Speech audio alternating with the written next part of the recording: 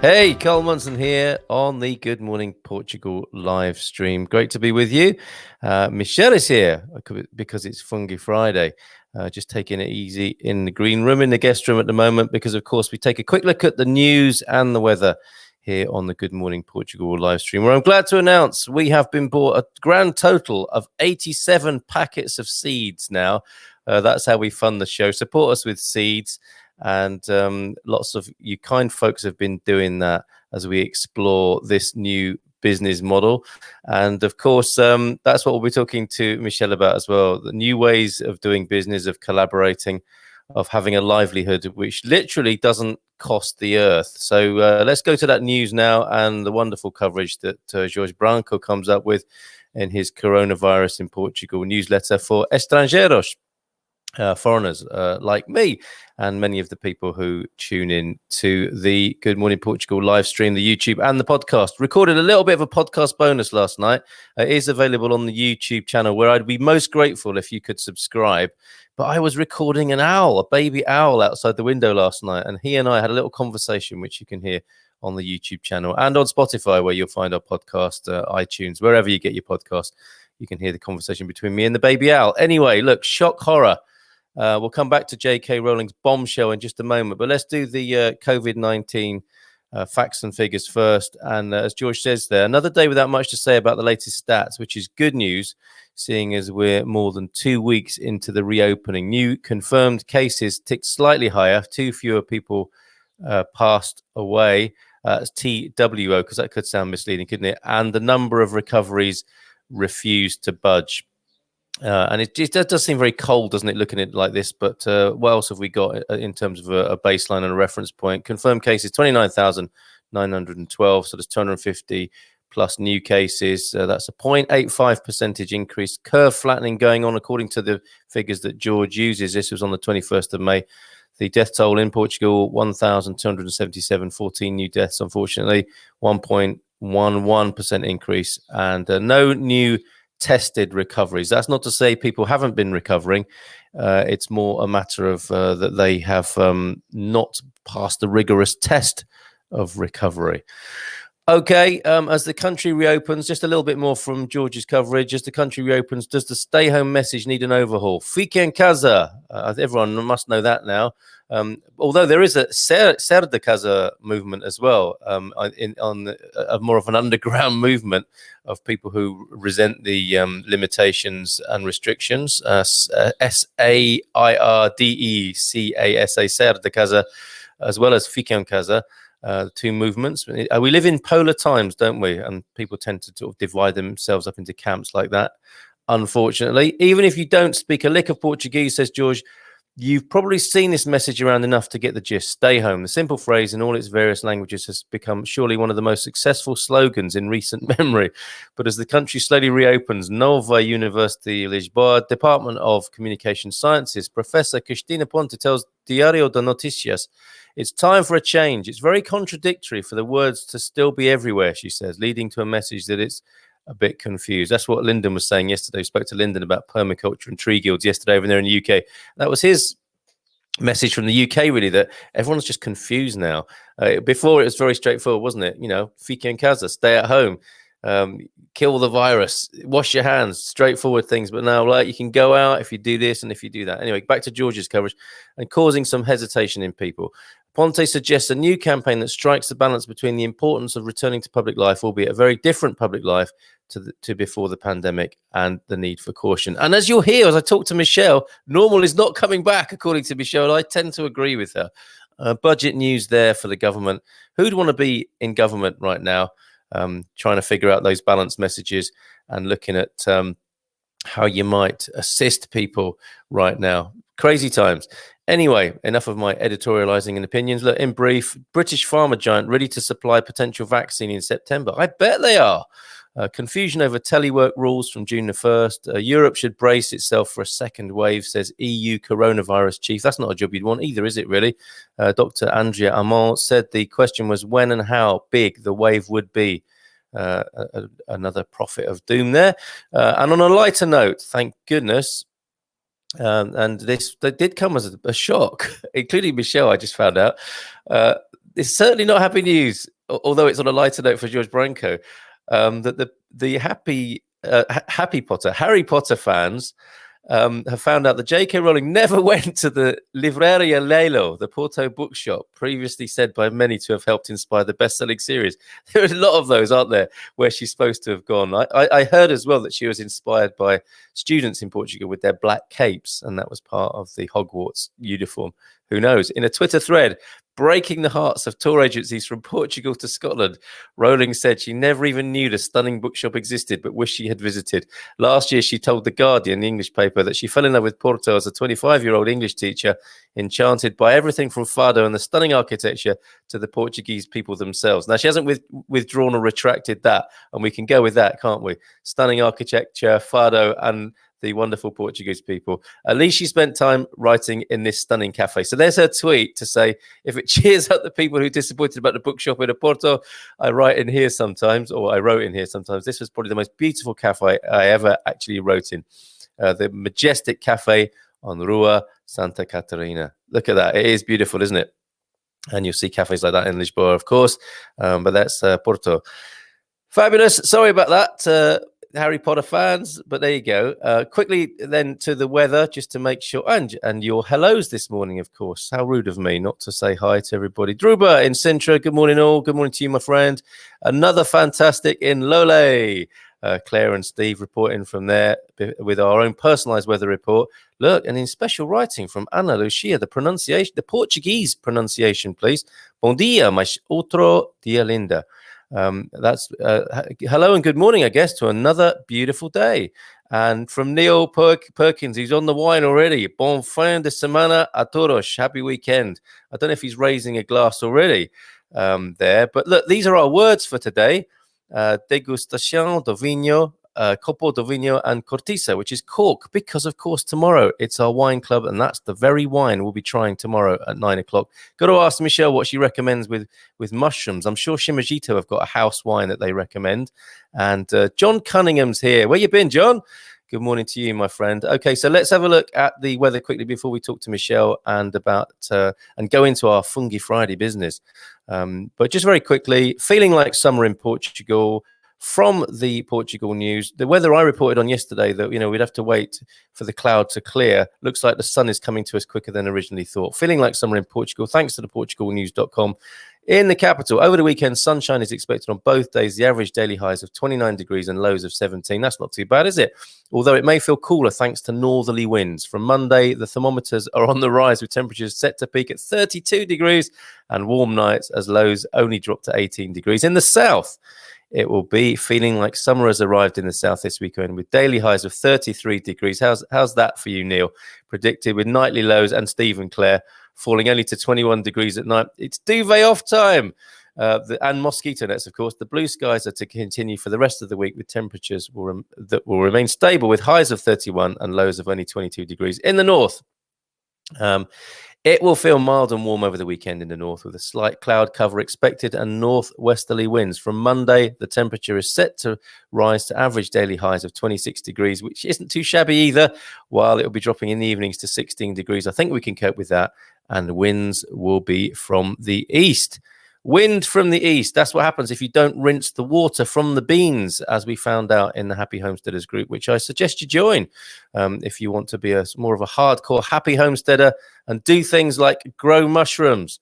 Rubbish weather in John's part of the world. That's the Silver Coast. Grey and raining on the Silver Coast. Often starts like that, doesn't it, over there? Caldas de Raina and San Martinho de Porto giving way to beautiful weather. So I hope that improves for you, John. And it is time to bring, I've got to get rid of that distracting text on the screen there, wine tasting and so on. Let me just hide that and say a very good, muito bom, hola, bom dia to Michelle, who I believe is in Lisboa. Is that right? Bom dia. Good morning, everyone. Good morning, Carl. I'm in Oeiras. Yes, in Lisbon. In Lisbon. Closer to the beach. Oh, lovely. And I can see a little bit of sun coming through your shutters. So you got the shutters down already? I do, because the light was, you couldn't see me with the shutters open, unfortunately. That bright. But it's not the sunniest of days here today. It's been sunnier. It's been a beautiful week. Today is kind of cloudy. it's on its way, isn't it? Though it really is. Summer is coming here. The weather we've been waiting for, says Claire there. Now it's Fungi Friday. You come to join us to talk about local economies, to talk about collaborating, and really, I guess, to do business that doesn't literally cost the earth. And I've got some beautiful pictures to show of the mushrooms that you've been growing, just to whet people's appetites here. And maybe I don't know if when you want to show the video, Michelle, do you want to do that at the end, or do you want to kick off with that? Oh, we can leave that to the end. It depends on you. Okay. Well, that's fine. Yeah, we could go out with that, couldn't we? But look at these. These are Shimajito mushrooms, are they? Yeah, they're Shimajito mushrooms. Oh my goodness! Now, if you're a mushroom fan, you'll be adoring these, as I am. Look, big production there. Look at them, absolutely beautiful, absolutely wonderful. So, I wonder if you might set the scene for us for people who haven't at all known anything about Shimajito, if they've missed Fungi Friday before. Could you just give us a quick headline intro to what you do? Yeah, of course. So basically, Shimajito is a social impact business, and our idea is to, through circular economy, turn residue into amazing organic food. So our idea is to literally enable anyone, anywhere to become a mushroom farmer. So we offer agriculture as a service. Basically, our clients invest in sustainability, and as an output, they get a mushroom farm with a sustainable living, which they get a passive income from monthly, and an education to know how to run their own business, which they can do completely remotely if they desire. And we do all the job on site. So we basically rent the space for the farm, we build, we educate and capacitate at least 2 local workers, and we even sell their production. So basically you're hiring a sustainable investment and generating jobs locally for people. So that's the idea. It's kind of a chain of good. You have some money, you invested in a sustainable living for yourself, you generate jobs locally for other people, and your output is really, really healthy, organic, sustainable mushrooms produced in apartments or garages or containers with no depletion, no deforestation, no pollution, no carbon emissions at all. So that's the idea behind the business. Fantastic. There's a kind of illustration, isn't there, of how circular economies work? So rather than just linear, where we're just creating waste and waste products and destroying the earth by in that linear way, we're looking at a more circular situation here. And there appear to be 2 parts to this, right? There is the mushroom farming, but there's also the important part of creating the substrate from which is recycled from other industries, right? Exactly. So what happens is the idea behind our process is that there's literally zero waste. So we get residue, local residue. So here in Portugal, for example, we're using coffee extract, we're using eucalyptus. So we get this organic residue from other industries and from nature itself. We turn that into a powerful organic substrate that can be used not only for our mushrooms, but for local agriculture. So today in Fundão, for example, it's already being used for cherry plantations, it's being used for raspberries, and it's very powerful and totally organic. And this also goes to our mushroom farms because it's a way that we ensure the quality of our mushrooms. We know exactly where they're growing, we know how that was made. And then the mushrooms, they're amazing because they're nature's recyclers. They're basically superheroes. So whatever isn't consumed or used goes back into the process to make the fertilizer even richer. So there's no waste. The mushrooms guarantee it, and we turn waste into food, basically. Amazing. And I know we could talk a lot about mushrooms, themselves and their magical powers, because I think it's not just a vegetable, is it? There's something really special about mushrooms. On the very most basic level, for me, it's a delicious food, and there's all sorts we could say. But I know we're really sort of focusing more on the kind of business side and the impact on the environment this morning. And not to give too much away about your video, which we'll play at the end, but you begin that, and it's you who does the voiceover, and you say normal is not coming back, right? Is that how you feel about it, and is that how Shimajito is positioned? Yeah, we not only feel it, but we think it can't. Because if you think about it, and a lot of people have been saying this around the world, and it resonates with us a lot, and it's exactly what we think. The old normal was completely abnormal, if you stop to think. So, um, what was considered normal worldwide was complete inequity, crime, people not being able to live off their wages, and dignified living, and Yeah. discrimination. And we believe that things have to change if we don't start collaborating, if we don't start not only with each other but with our planet and with our nature and everything. There's not really going to be much of a future to look forward to. So we don't consider that the old normal was normal to begin with, Yeah. and we have to learn from things like this, right? So no, it can't come back. It can't come back because it's the type of normal that in a crisis like these, um, food supplies get cut off. People have no way of making a living. The economic crisis is even more feared than the health crisis itself because we know the tremendous impact that's going to have on people. So if we don't start thinking with a different mindset in a way that people can help each other and collaborate and not suffer so much from crises as the one we're facing, or other monstrous events like global warming itself, which Yeah. we're postponing the fear of because it isn't, I mean, it is immediate, but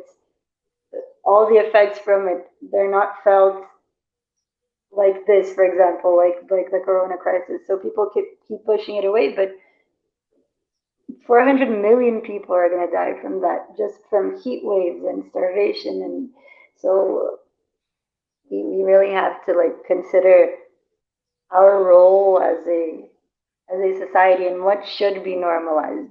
Like how can we make the world literally better for us and for everybody in it and for the planet? Because this is it. This is the only planet there is. So. Yes. Unless that's the next revelation that comes out in these crazy times. But anyway, for the time being, let's work on the assumption this is the only one we've got. And Sure. John's saying there, let's hope the old normal never returns. And, I really get why people want to go back to normal because this has been scary and it brings up everybody's fear. But I think it's worth pausing, as I think you're doing, and as you're saying there, it's like, well, what's the hurry? What are we rushing back to? And we could be more future focused, couldn't we? Like we were in a position now where we can co-create and develop something new together, rather than just clutching back at all the old stuff. Which, as you pointed out beautifully, it wasn't that great, was it? I mean, one symptom of it I saw last night on TV. I was watching CNN. God forgive me, but it was talking about how the middle classes in America haven't got food, and I saw this queue for a food bank in America, and it's like Yeah. all brand new cars, and it struck me as such a sign of where we've got to, is that everyone's got all these kind of signs of wealth, and there's this queue of really like luxury cars, basically 4x4s, great big gas guzzling luxury cars that are no doubt on car loans, because that's a part of the American way, I guess, the American Yeah. dream. Kind of get you earn money, you spend money, and that's how they generate their economy. And these people haven't got food. They've got all the signs of wealth and luxury, but no food in their bellies. And this queue was really long all the way down the street. And we're used to seeing, what we think of as poor people as like, skinny, starving people, impoverished looking. And that it really, which is horrible. And then it really struck me that, like, what a weird world we live in, where people are queuing up in luxury cars, no doubt having come from a luxury house, maybe with all the trappings, these great big kitchens and swimming pools and stuff. And they don't have food in their bellies because their money supply has stopped. Something's not right with that, right? Yeah. I mean, and it's like, of course, I'm not diminishing the impact of this at all, and it's extremely sad, and all the deaths, and people are suffering, and the economic crisis is going to be tremendous. Yeah. But what I'm trying to say is that if we think about a normal that was before, like, what are the parts of that normal that we really want to rush back to? Because it's exactly that. Like, we normalize an industry that makes you want things you can afford. We normalize an industry that literally is extremely cruel to nature, to animals, to everything. Because the problem is the way of consumption. It's not consumption itself. It's how we're we're built and our DNA is being instructed to over consume and to over waste and to overspend. Like the amount of trash we generate now that we're staying home, like have a look at your trash cans every day. The amount of trash we generate daily is pathetic. Like it's me and my husband at home, and we take out the trash literally every day, and we recycle everything. So like we have all, like, I don't know, we have like 200 jars at home that we never throw away. We use, and we still, there's so much packaging and so much, I don't know, it's crazy. Like, so how normal is that? How normal is all this inequity and this thing that the person has like a Mercedes, but he can't afford the food he's going to put on the table at the end of the month. So Yeah. Well, that's where we're at, and it would appear in America. And obviously, as you said, we're not diminishing the suffering that anyone's going through. And obviously, yeah, there were poor people before this happened, and many starving people, millions of starving people every day before exactly. this happened, which we This were was able. the norm. Yeah, we were able to turn a bit of a blind eye to that, but it's like it's really in our face now, and we have the chance to really do something positive about it.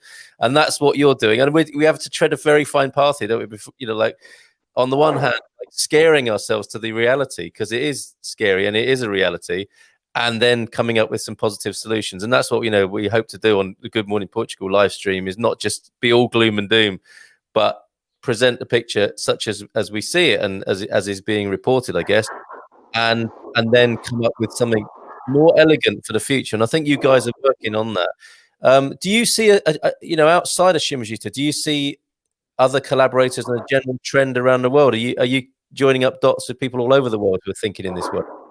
Yeah, it's like the actual crisis itself was very interesting for us in that sense because um, I think the thing about social impact businesses is that it's more like it has to be more than you. It has to be more than yourself. So we literally tried to, throughout all of this that was going on, be a hub of information and similar ideas. And we tried to join people together with interesting initiatives that were going on. So we've even had a weekly talk, which even Michael Brody from Arnett was on, and we try to bring in people who are working with social democracy and who are working in collaborative ecosystems and who have ongoing projects that can really change the world and make it into something better. And it's initiatives that some people believe to be utopic or don't even know about or find completely idealist. And I came from an extremely corporate background, so finding out about all of this was amazing to me. And I mean, when you see that it's actually being done, it stops being a dream or I wish there was somebody doing something like that. No, there are a lot of people doing things like that. All you have to do is look for it, and there's so many ways to get involved. Mm. And the thing about a social impact business, it's not philanthropy. There's profits. We want people to be able to make a sustainable living. We know that we need profit to live. We just think that profits can be more social and democratic. So why not have profit all throughout the chain? Why not have something that's profitable and sustainable, not only sustainable in the recycling and green form, but sustainable because it's a sustainable profit. It's something that can self-sustain and that makes sense to be profitable because you're not wasting excessively, you're not spending excessively, you're not producing excessively. So the whole process is sustainable, and I think that's the key, and that's the kind of thing, the kind of businesses we've been looking for. And the mentality here in Europe in general, and we've been invited to participate in a lot of boot camps and hackathons and programs that are trying to gather initiatives to help people. So this also gave us access to a lot of other companies and non-profit, profit-oriented that are doing very interesting things. And so in that sense, it's been exciting. It's kind of a light at the end of the tunnel. Like we see a lot of good things going on. It's really great to hear that, and because you don't tend to get that picture, do you? If all you consume is mainstream media, you could become Yeah. very depressed very quickly. And I'm certain and agree with you that there are lots of incredible things going on around the grassroots and on a small scale. And eventually there will be a critical mass and a momentum where I hope it will spill over, and we will see that will be the new normal. or the old natural. The new normal is the old natural, I suppose. Isn't it? Yeah. So we'll go to your video now to conclude. We've got here we go. Ethical profit is the way to go. Yeah, it's about economical sustainability as well, isn't it? I mean, the funny thing is, I think there's enough resources in the world. We haven't got the systems to put them in the right place, have we? There's enough for everybody. Exactly. And like just before we end, I'd like to like give a little teaser of what's going on next week, if that's okay with you. Of But course it is. Please do. we like if you guys are interested, yeah, sustainable profit is the way to go, and we urge you to go on shimajitsu.com to know more about the project. It's great to have people on board. But we have education for us is like a big pillar. So other than selling the farms themselves, we want to educate the farmers and agricultures of the future. So the University of Lisbon is a huge partner, and we developed a boot camp. It's in English, and the first edition is going to be hosted now. It begins in the second half of July, 21st of July. It's supposed to start. It's going to be completely online. It was going to be it was going to be a presidential course, but obviously due to what's going on, it's going to be 100% online. And the idea is to really teach people about social impact business. Of course, sustainable agriculture is a big part of the boot camp, but the idea is to prepare people to be able to be social entrepreneurs and to have their own social impact business. And next week, our head of education will be on with you, and she'll talk more about the course and give more details. So I won't spoil it. But it's super interesting. So there are lots of ways that we can collaborate together, and it would be great if you like joined us on our social networks and checked out our website, because suggestions are welcome. People who think the same and know about us are welcome. And of course, if you want to be a farmer, we're all for it. So I just wanted to give a little teaser about next week in the course, because it's a really great initiative that's going on at the moment. That's superb, and a validation for us there. Great show, Carl. So valuable and inspiring. Thank you, Vincent. Vinny. Vincent. Yeah, wonderful over there in the UK. Right. So if you can help us out with a little bit of vocabulary, and you've got a beautiful Brazilian lilt to your Portuguese, haven't you? Yeah, it sounds very different to Portuguese. But I think we could get away with a degustación de vinho, which is our wine tasting for our wine club tomorrow night. Copo de vinho is a wine, and cortiça, of course, Portugal famous for cork, oak, exactly. And cortiça is a cork. What is the best, before we play the video and finish off, what is the best wine you guys recommend to go with mushrooms? Is it a white wine?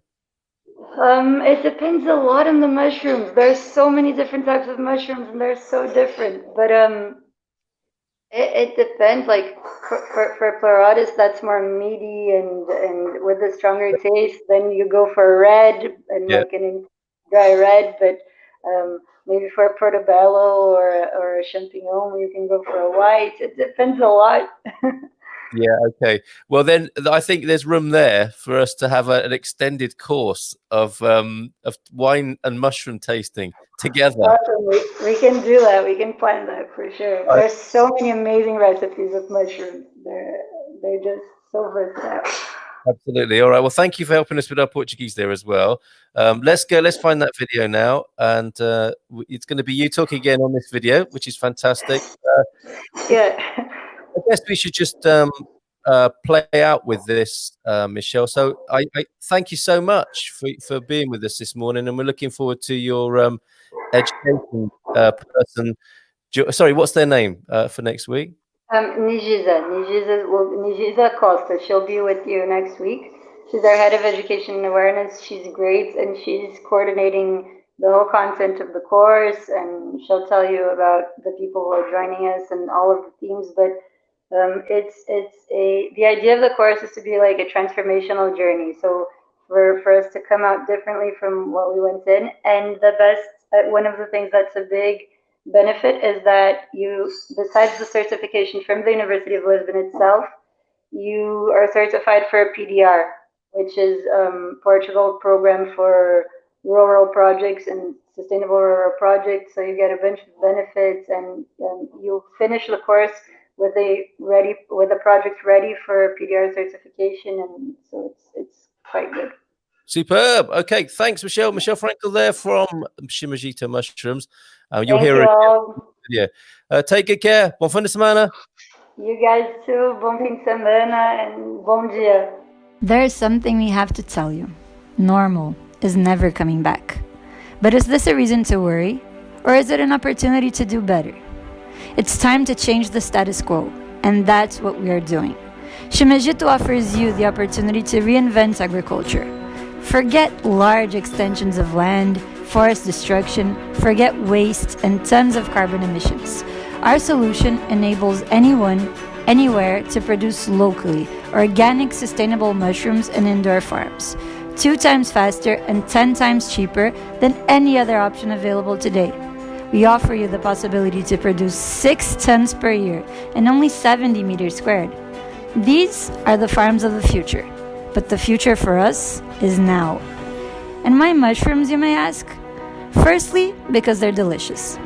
But ultimately, because they are super nutritious, a powerful non-animal protein, versatile and extremely profitable. They can even be used as medicine for diseases like cancer and depression. Finally, they are superheroes, nature's recyclers, totally self-sustainable. Spoiler alert, there's zero waste in our process. Our circular economy model allows us to transform waste into organic substrate and substrate into amazing organic mushrooms. So in short, we empower communities through education, delivering agriculture as a service, turning waste into delicious mushrooms, providing conscious business, and hundreds of local jobs. And now, more than ever, generating local jobs and food is what the world will need.